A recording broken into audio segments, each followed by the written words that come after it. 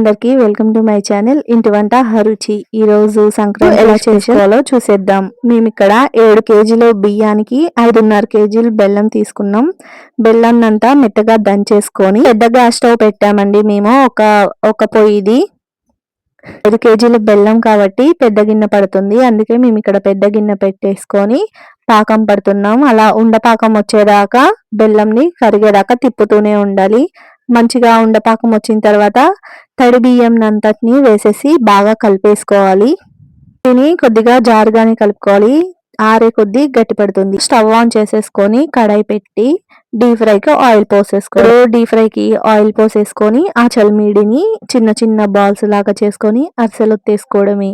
మీకు ఇష్టం ఉంటే నువ్వులైనా వేసుకోవచ్చు. అటు ఇటు నేను ఇక్కడ లోపల చల్మీడిలోనే వేసాను అనమాట. ఈజీగా అయితే మేము ఈ అరిసెల్ని భోగి స్పెషల్, సంక్రాంతి స్పెషల్గా చేసాం.